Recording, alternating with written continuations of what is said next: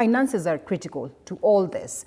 If you're going to talk about development, if you're going to talk about any form of growth, the economy, being stable is critical. And we come from a phase where there's that acknowledgement that they kept on saying that we have, inherited a government we have inherited a country that is on the dogs in terms of, finances, the coffers are empty, and they kept on talking about the taxes and how we needed to tighten our belts so that at least we are at par.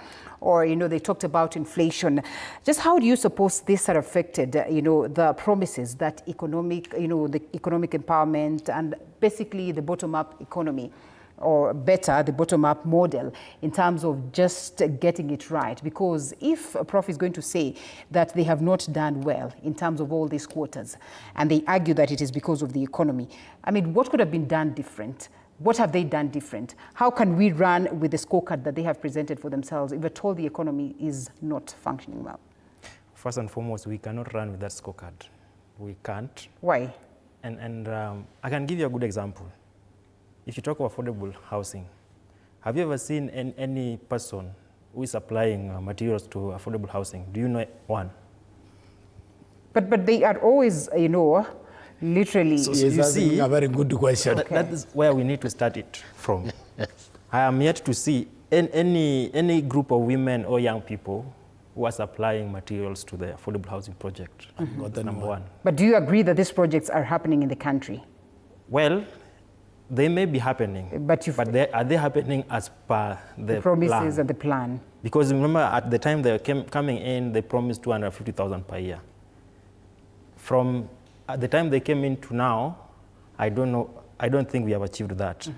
And now let me come back to the question. Does it matter if these supplies are being done by Kenyans anyway who are capable and are able? It matters, and it matters a lot. That's where now you have the flow of money. Okay. It means I have money in my pocket. I can be able to support another young person next to me, my family members, so that it makes it very easy for money to circulate within What I am asking exactly is that you're talking about, maybe young Kenyans and all that. Yes. As long as, the projects are on and the suppliers are Kenyans, why would it be a problem that perhaps the Kenyans are not young enough and all that?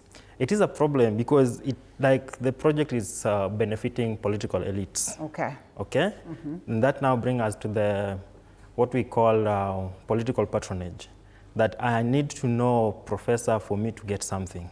But now let me come to the question that you asked and pick it where Professor Sihanya left it in terms of economic growth without inclusion and without equity. I think we are at that time where you are saying we are doing well, but when you go to the community level, people are saying different things. And I wish when you are reporting this scorecard, we would have captured the perspective of tea growers, coffee growers. You've just seen what's happening within the Sugar Belt region, and that's my home county, where you see people are saying, yes, you want to do privatization, but at the community level, we are not feeling it. So how do we ensure that there's flow and there's an inclusive economic growth?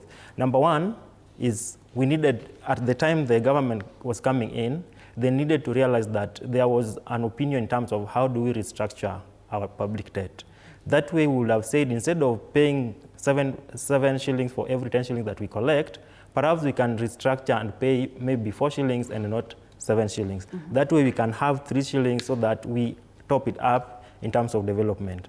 Again, when it comes to borrowing, when you borrow domestically, when banks realize that they can say a loan to government because it is risk-free. So what happens? They will say, let me just give it to government and not give it to small-scale trader, because there's a likelihood that if that trader takes the money, they will not be able to pay on time. And that's what happened with the Hustler Fund. When you listen to what they are presenting in terms of Hustler Fund and how it has benefited people, what they have missed to report there is how many people have failed to repay the money. Because when someone gives you 500 shillings, what can you do? Even when you are going to sell eggs, it leaves you in a very bad situation. So we needed to have a candid conversation in terms of how can we have an inclusive development where young people are brought on board. Because right now, if you compare to 2 years ago, the employment in terms of contribution of the informal sector keeps on growing.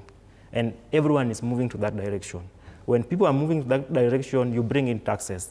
The taxes you are bringing targets those people through presumptive taxes. It means that, again, you look at the tax expenditure. The tax expenditure only benefits the political elites. It does not benefit the common people. All right. Yes. All right. Prof, I know you want to respond.